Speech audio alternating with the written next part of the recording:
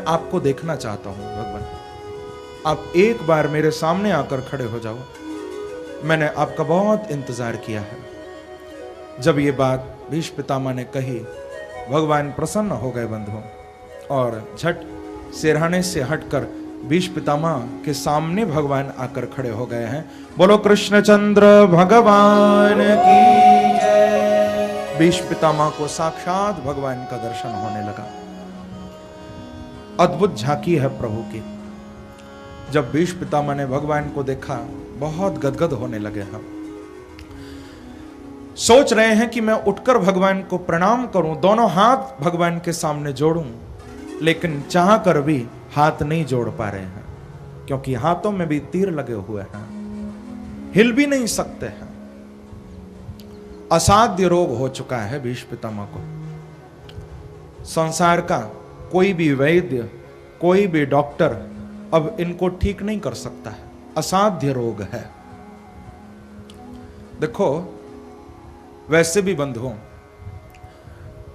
संसार का कितना बड़ा भी डॉक्टर क्यों ना हो, कितना बड़ा भी नीम हकीम वैद्य क्यों ना हो, एक दिन तो ऐसा आता ही है कि उस डॉक्टर को भी कहना ही पड़ता है कि भैया अब मैं कुछ नहीं कर सकता, अब तो भगवान पर ही भरोसा रखो। चाहे कितना बड़ा भी डॉक्टर क्यों ना हो, एक दिन ऐसा आएगा ही, उसको हाथ खड़े करने पड़ेंगे। अब मैं कुछ नहीं कर सकता, अब तो भगवान पर भरोसा करो। लेकिन डॉक्टर के कहने पर यदि भगवान पर भरोसा किया तो फिर क्या किया? यदि भरोसा ही करना है तो फिर पहले से ही बांके बिहारी पर भरोसा करो ना। डॉक्टर के कहने पर क्यों करते हो? प्रेम से कहो श्री राधे। हमारा भरोसा केवल प्रभु में हो जाए, भगवान में हो जाए। बचाने यदि कोई आएगा तो भगवान ही आएंगे बंधु।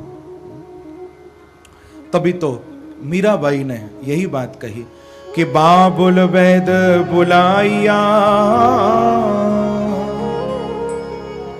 मीराबाई को दिखाने के लिए पिता ने वैद्य बुलाए कि थोड़ा देखो मेरी बेटी को, न जाने क्या हो गया है, पागलों की तरह बातें करती है, अकेले में बैठी रहती है, न जाने क्या गाती है, न जाने क्या बड़बड़ाती है।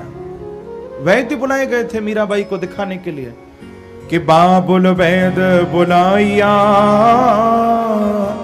पकड़ दिखाई मारी बाह। बाबुल वैद बुलाइया, पकड़ दिखाई मारी बाह। मूरख वैद मरम नहीं जाने, कसक कलेजे मां। बाबुल ने वैद तो बुला दिया, लेकिन ये वैद तो मेरा हाथ देखता है। मीराबाई कहती हैं कि हाथ देखने से काम नहीं चलेगा, दर्द तो दिल में है। प्रेम से कहो श्री राधे। और ये मेरा हाथ देख रहा है कि जा बैदा घर आपने, ओ जा बैदा घर आपने, तुम्हारो नाम न ले। ओ जा बैदा घर आपने, तुम्हारो नाम न ले। मैं तो दाजी बिरह की, तू औषधि काहे को दे। अरे बैदा, तू काहे की दवाई मुझे दे रहा है? किस बात की औषधि दे रहा है? मैं तो भगवान के विरह में जल रही हूं, तू मेरा इलाज नहीं कर सकता है। ऐसा ही असाध्य रोग भीष्म पितामह को हो गया है। अब कोई संसार का वैद्य, कोई डॉक्टर इनको ठीक नहीं कर सकता है।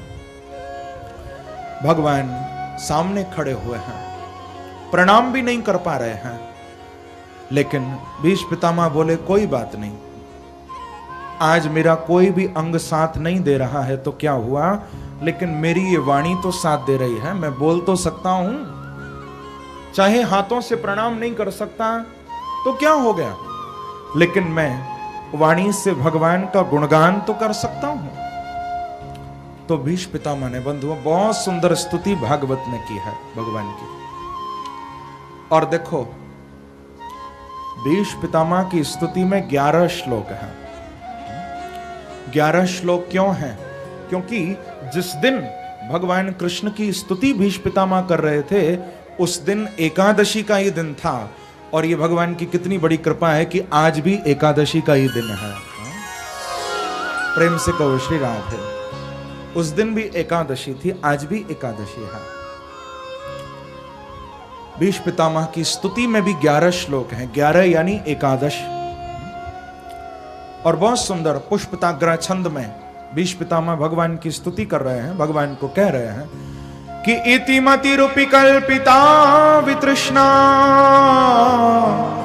भगवत सात्वत पुंगवे विभुम्नि स्वसुखमुपगते क्वचित् विहर्तुं प्रकृतिमुपेयुषि यद्भव प्रवाह। भीष्म पितामह बहुत सुंदर स्तुति गा रहे हैं, भगवान को कहते हैं कि प्रभु इति मति रूपी कल्पिता वितृष्णा, हे भगवान अब मेरे जीवन की इति होने वाली है। इति का अर्थ होता है समाप्ति, इति शब्द समाप्तिवाचक। हे प्रभु अब मेरे जीवन का अंत होने वाला है, लेकिन मेरी इति हो, मैं मरूं उससे पहले मैं चाहता हूं कि आप मेरी मति को अपनी श्रीमती बना लो। प्रेम से कहो श्री राधे। मति यानी बुद्धि, संस्कृत में बुद्धि को मति कहते हैं। तो मानो भीष्म पितामह कह रहे हैं कि प्रभु मेरे जाने से पहले मैं चाहता हूं कि आप मेरी इस बुद्धि से शादी कर लो। क्यों?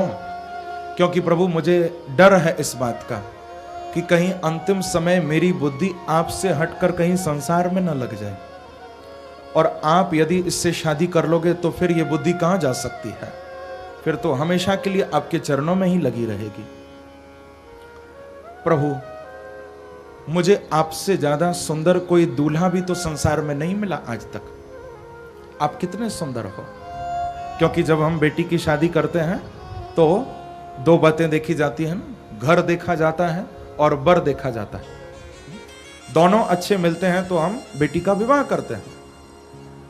तो मानो भीष्म पितामह कह रहे हैं कि प्रभु आपके जैसा न तो कोई वर हो सकता है और न आपके जैसा किसी का घर हो सकता है। आप बहुत सुंदर हो। एक श्लोक में प्रभु के रूप का वर्णन कर रहे हैं कि त्रिभुवन कमनम तमाल वर्णम रविकर गौरवराम्बरम दधाने वपुरलक कुलावृताननाब्जम विजय सखे रतिरस्तु में नवद्या। कहते हैं कि भगवान त्रिभुवन कमनम तमाल वर्णम, आपका रूप कितना सुंदर है प्रभु। तीनों लोकों में आपके जैसा कोई सुंदर नहीं हो सकता, आप इतने सुंदर हो। देखो हमारे प्रभु का एक नाम है, आपने सुना होगा, श्याम सुंदर। प्रेम से कहो श्री राधे। भगवान का एक नाम है श्याम सुंदर।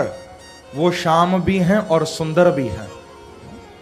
संसार में तो जो गोरा होता है हम उसको कहते हैं कि ये बड़ा सुंदर है, लेकिन हमारे बांके बिहारी श्याम भी हैं और सुंदर भी हैं। तमाल वर्णम, जैसे तमाल का पेड़ होता है ना, उसका जो रंग होता है वैसा ही भगवान का वर्ण है, रंग है, तमाल वर्णम। एक बार किसी ने हमारे वृंदावन में बांके बिहारी को पूछा, कहा कि प्रभु आप इतने काले क्यों हो गए? क्या आपकी मैया आपको ठीक से स्नान नहीं कराती? इतने काले कब से हो गए आप?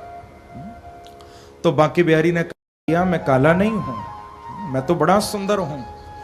बोले प्रभु देखने में तो आप काले लगते हो एकदम। भगवान कहते हैं कि मैं काला नहीं हूं, मैं काला हो गया हूं। कैसे? बोले जब भक्त मेरा दर्शन करने के लिए आता है ना, तो मेरा ये स्वभाव है कि एक बार जो मेरे सामने आकर खड़ा हो जाता है तो उसके पापों को मैं ले लेता हूं। तो भक्तों के पापों को लेते लेते मैं काला हो गया हूं, वैसे मैं काला नहीं हूं। प्रेम से कहो श्री राधे। बांके बिहारी तो बड़े सुंदर हैं, श्याम भी हैं और सुंदर भी हैं प्रभु। भीष्म पितामह बोले कि भगवान आपसे ज्यादा सुंदर मुझे और कोई संसार में नहीं मिला आज तक, आप तो अद्भुत हो।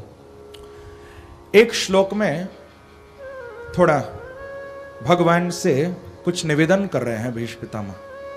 कहते हैं कि स्वनिगम अपहाय मत प्रतिज्ञाम व्रतमधिकर्तुम वप्लुतो रथस्थः धृतरथ चरणो व्ययाचलत् हरिरीव हन्तुमिभं गतोत्तरीय। कहते हैं कि प्रभु आपको वो दिन याद है? भगवान ने पूछा कि बाबा कौन सा दिन? बोले प्रभु याद करो वो दिन जब आपने मेरी प्रतिज्ञा को पूरा करने के लिए अपनी प्रतिज्ञा को तोड़ दिया था। भगवान बोले कि बाबा मुझे तो कुछ याद नहीं आता, कौन सी प्रतिज्ञा, कौन सा दिन, थोड़ा याद तो करो। तो भीष्म पितामह याद करा रहे हैं कि प्रभु क्या आप भूल गए? महाभारत युद्ध से पहले आपने एक प्रतिज्ञा ली थी। आपने कहा था कि मैं इस महाभारत युद्ध में हथियार नहीं उठाऊंगा। देखो युद्ध से पूर्व अर्जुन और दुर्योधन ये दोनों अर्जुन पर क्यों? याद रखना, जो चरणों में बैठता है कृपा की दृष्टि उस पर ही होती है। प्रेम से कहो श्री राधे। कभी भी भगवान के पास जाओ, किसी संत के पास, महापुरुष के पास जाओ, हमेशा चरणों में जाकर बैठना, बगल में नहीं कभी। जो चरणों में बैठता है उस पर ही कृपा की दृष्टि पड़ती है। तो अर्जुन को भगवान ने देखा, भगवान उठकर बैठे, पूछा अर्जुन तुम कब आए? तो पीछे से दुर्योधन बोला कि प्रभु पहले मैं आया हूं। अर्जुन पीछे आया। भगवान ने कहा अच्छा आप भी आए हो? कहो दुर्योधन कैसे आप आए? बोले प्रभु आप तो सब जानते हो, आपसे क्या छुपा है, हम दोनों ही युद्ध में आपसे सहायता मांगने के लिए आए हैं। अब आप बताइए आप किसकी ओर से युद्ध लड़ोगे? तो भगवान ने कहा कि देखो दुर्योधन, युद्ध तो मैं लड़ूंगा ही नहीं, ये मेरी पहली शर्त है। मैंने संकल्प लिया है कि महाभारत युद्ध में मैं हथियार नहीं उठाऊंगा। हां मैं अपनी सेना जरूर दे सकता हूं। एक ओर मेरी नारायणी सेना है जिसको चाहिए ले जाओ, और दूसरी ओर अकेला मैं हूं और वो भी हथियार नहीं उठाऊंगा। अब आप में से जिसको जो चाहिए ले जाओ। दुर्योधन ने मन में सोचा कि मैं कृष्ण को लेकर क्या करूंगा, क्योंकि मुझे तो युद्ध लड़ना है, कृष्ण को बिठाकर आरती तो उतारनी नहीं है मुझे, क्योंकि ये तो हथियार भी नहीं उठाएंगे। तो कह दिया कि प्रभु मैं तो आपकी सेना लेकर जाऊंगा, मुझे आप नहीं चाहिए। भगवान ने कहा कि हम तो जानते थे दुर्योधन, ले जाओ हमारी सेना। दे दी। अब अर्जुन को पूछा अर्जुन तुमको क्या चाहिए? अर्जुन ने कहा कि प्रभु आज दुर्योधन ने तो मेरे मन की बात कर दी, मैं तो सेना चाहता भी नहीं था, मैं तो केवल आपको चाहता था, मैं आपको लेकर जाऊंगा। भगवान बोले अर्जुन तूने ये क्या मांग लिया? अरे मैं तो पहले ही बोल चुका हूं कि भैया मैं हथियार नहीं उठाऊंगा, तो फिर तू क्या करेगा मुझे लेकर? अर्जुन ने कहा कि प्रभु आपसे हथियार उठवाता भी कौन है, हथियार नहीं उठवाना मुझे, मैं तो बस इतना चाहता हूं कि आप मेरे रथ की डोर संभाल लेना बस। हथियार नहीं उठवाना आपसे, आप बस मेरे रथ की बागडोर संभाल लेना प्रभु, क्योंकि जब आप मेरे सारथी बन जाओगे, जब आप मेरा रथ चलाओगे तो याद रखना आगे आप होंगे, पीछे मैं होऊंगा। हाँ क्योंकि आप सारथी हो, सारथी आगे होता है, तो उस रथ पर आगे आप बैठे होंगे प्रभु और पीछे मैं होऊंगा।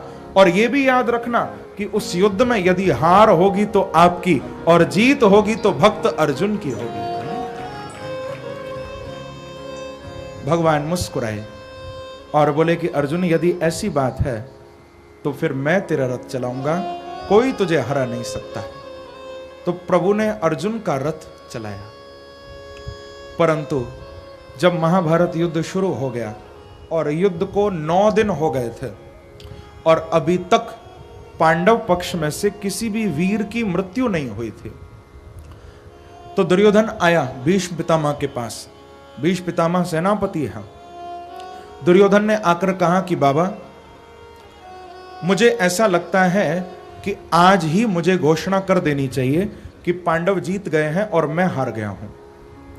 भीष्म पितामह ने कहा कि अर्जुन, अभी अभी तो युद्ध शुरू हुआ, 9 ही दिन तो निकले हैं, अभी से तू क्यों फैसला लेता है, युद्ध लड़।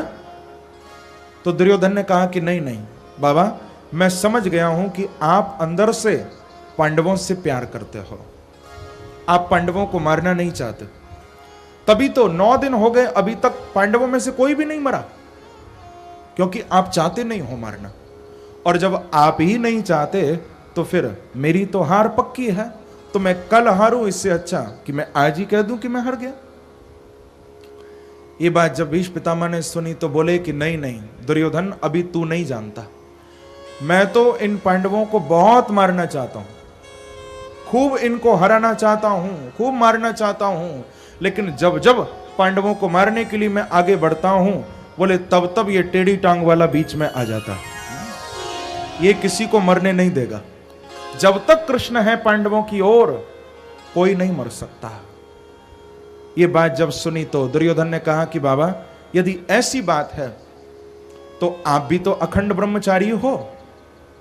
देखो, भीष्म का अर्थ होता है भीषयति काम शत्रुम इति भीष्म, जिसके आगे काम रूपी शत्रु भयभीत रहे, जिन्होंने सारी कामनाओं को जीत रखा, जो परम जितेंद्रिय हैं, ऐसे भीष्म पितामह जिन्होंने जीवन पर्यंत विवाह नहीं किया, ब्रह्मचर्य व्रत का पालन किया। दुर्योधन ने कहा कि बाबा, एक बार आप प्रतिज्ञा करके तो देखो, आपकी प्रतिज्ञा के आगे तो कृष्ण को भी झुकना पड़ेगा, आप संकल्प तो लो।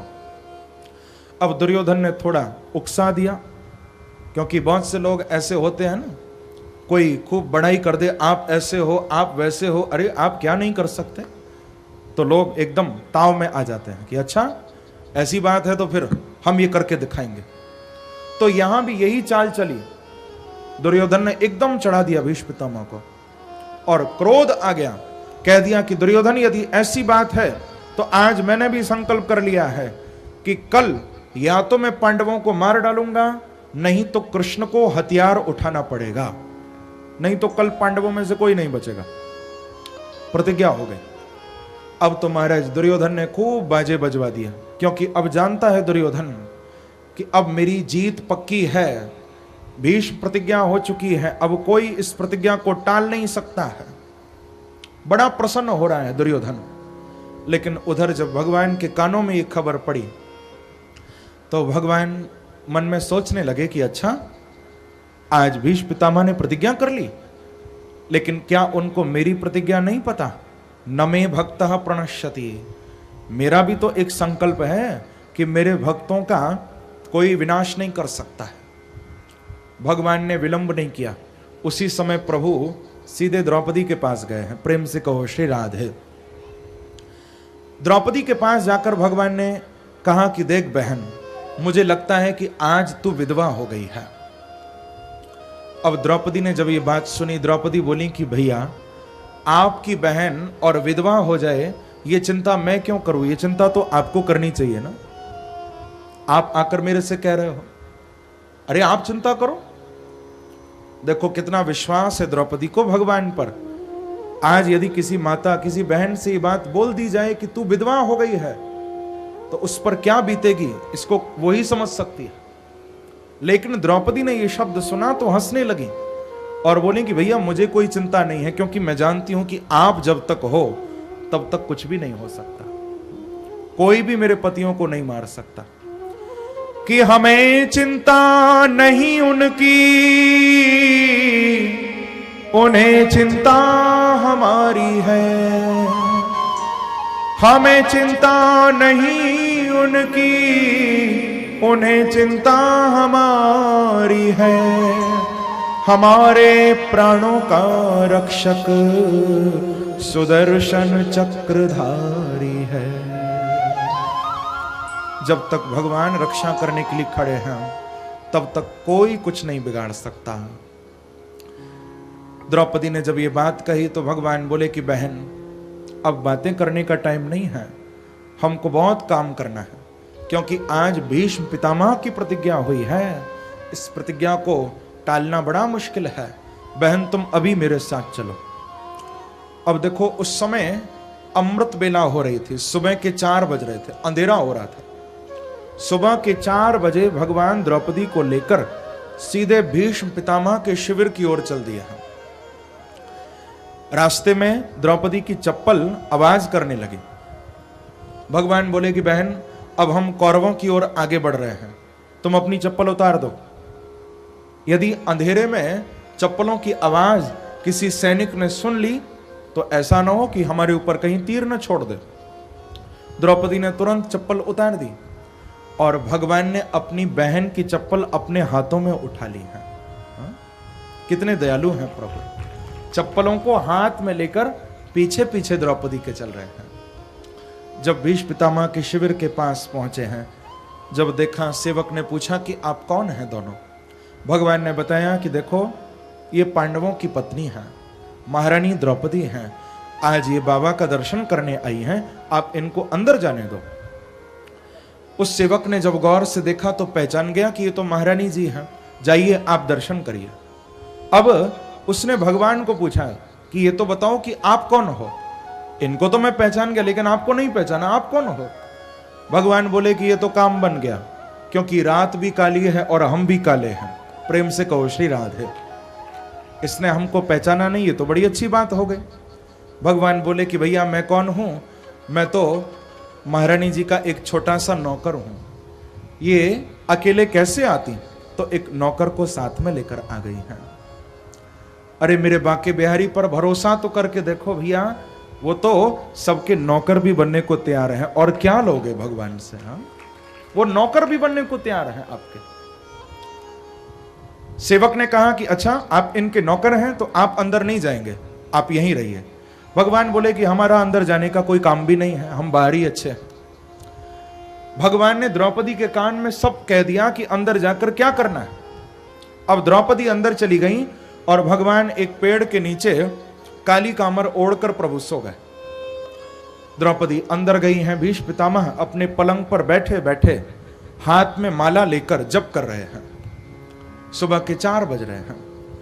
देखो, इसी समय रोज दुर्योधन की पत्नी, जिसका नाम है भानुमति, ये रोज भीष्म पितामह का आशीर्वाद लेने आया करती थी, इसी अमृत बेला में। और उसी अमृत बेला में भगवान द्रौपदी को लेकर पहुंच गए। अब द्रौपदी अंदर गई, बाबा को बैठे हुए देखा पलंग पर, तुरंत चरणों में सिर रख के प्रणाम किया और कहा कि बाबा प्रणाम। जो सुना तो भीष्म पितामह को लगा कि शायद दुर्योधन की पत्नी भानुमति आ गई है। जो सुना बाबा प्रणाम, तो प्रणाम सुनते ही भीष्म पितामह के दोनों हाथ उठ गए और मुख से आशीर्वाद निकल पड़ा कि बेटी अखंड सौभाग्यवती भव, अखंड सौभाग्यवती भव। जो आशीर्वाद दिया। द्रौपदी बोली कि बाबा लगता है आप नींद में हो। अरे आंखें खोलो तो सही, कल तो आपने कहा कि आप मेरे पतियों को मार डालोगे और अब आप कहते हो अखंड सौभाग्यवती भव। जो सुना कि ये तो द्रौपदी की आवाज है, तो सुनते ही वचन द्रौपदी के हाथों से माला छूट गई। प्रभु के चरणों में लगी हुई वो अटूट समाधि टूट गई। भीष्म पितामह हड़बड़ाकर पलंग से नीचे उतर कर खड़े हो गए और बोले कि बेटी, तू इतना सुबह सुबह, अभी तो अंधेरा हो रहा है, तू कैसे आ गई मेरे द्वार तक। द्रौपदी ने कहा कि बाबा मैं अकेली नहीं आई हूं, मेरे साथ भगवान भी आए हैं। अच्छा, कहाँ है भगवान? बोले आपके सेवक ने अंदर नहीं आने दिया। दौड़ते दौड़ते बाहर आए भीष्म पितामह, सेवक को पूछा कि क्या यहां भगवान आए थे। सेवक ने कहा कि महाराज क्षमा करो, यहां भगवान तो नहीं आए, लेकिन द्रौपदी जी के साथ उनका एक काला काला नौकर आया था और वो मुझे अच्छा नहीं लगा तो मैंने उसको अंदर नहीं जाने दिया। देखो सामने पेड़ के नीचे लेटा हुआ है। जो दूर से देखा काली कामर ओढ़ के कोई सो रहा है, समझ गए कि ये तो मेरे कृष्ण हैं। भीष्म पितामह दौड़ते दौड़ते गए, काली कामर को भगवान के ऊपर से हटाया तो क्या देखते हैं कि भगवान जब लेटे हुए हैं तो द्रौपदी की चप्पल तकिया बन के सिरहाने से लगी हुई है। यह दृश्य देखते ही भीष्म पितामह की आंखों से आंसू बहने लगे और बोले कि प्रभु आज मैं क्या देख रहा हूं। द्रौपदी की चप्पलों को आप तकिया बनाकर सिराने से लगाए हुए सो रहे हो। भगवान, जिस भक्त की चप्पल को आप अपने सिर पर धारण कर लो, दुनिया में ऐसा कौन है जो उस भक्त का बाल बांका कर सके, उसको मार सके। गर्भ संस्कार गुरु, सालों से चल रही हमारी परंपरा और वैदिक विज्ञान का आधुनिक रूपांतरण।